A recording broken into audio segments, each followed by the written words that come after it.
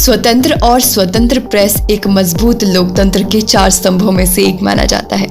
भारत में स्वतंत्र और स्वतंत्र प्रेस के महत्व को उजागर करने के लिए हर साल 16 नवंबर को राष्ट्रीय प्रेस दिवस मनाया जाता है।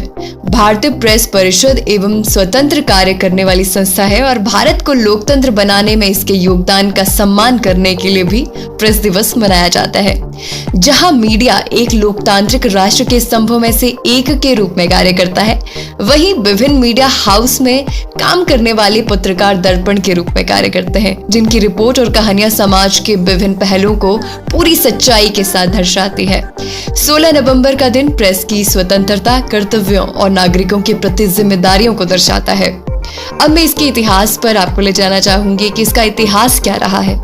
नवंबर 1954 में प्रथम प्रेस आयोग ने एक समिति या निकाय बनाने की कल्पना की, जिसे पत्रकारिता की नैतिकता को नियंत्रण में रखने और इसे ठीक से बनाए रखने के लिए वैधानिक अधिकार प्राप्त हो।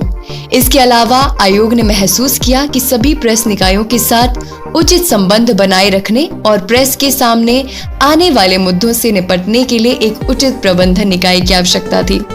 स्वतंत्र प्रेस को अक्सर बेजुबानों की आवाज कहा जाता है, जो सर्वशक्तिशाली शासकों और दलित शासकों के बीच की कड़ी है। ये व्यवस्था की बुराइयों और अस्वस्थता को सामने लाती है और शासन की लोकतांत्रिक प्रणाली के मूल्यों को मजबूत करने की प्रक्रिया में सरकार को इनका समाधान खोजने में मदद करता है। कोई आश्चर्य नहीं कि इसे एक मजबूत लोकतंत्र के 4 स्तंभों में से एक क्यों कहा जाता है, और एकमात्र ऐसा जहां आम लोग सीधे भाग लेते हैं। भारतीय मीडिया को कई चुनौतियों का सामना करना पड़ता है और हाल के वर्षों में इन चुनौतियों ने समाचारों के उचित विनिमय पर भारी असर डाला है। पारदर्शिता की कमी, अमीरों द्वारा रिश्वत लेना, प्रमुख राजनीतिक प्रभाव, मीडिया कर्मियों को जान से मारने की धमकी और प्रमुख राजनीतिक दलों से प्रत्यक्ष प्रभाव जैसे मुद्दे भारतीय मीडिया के सामने आने वाली कुछ चुनौतियां हैं। ये चुनौतियां प्रेस के अस्तित्व पर ही सवाल उठाती है और इस प्रकार ये देश के लोकतांत्रिक ढांचे के लिए एक बहुत बड़ा खतरा है।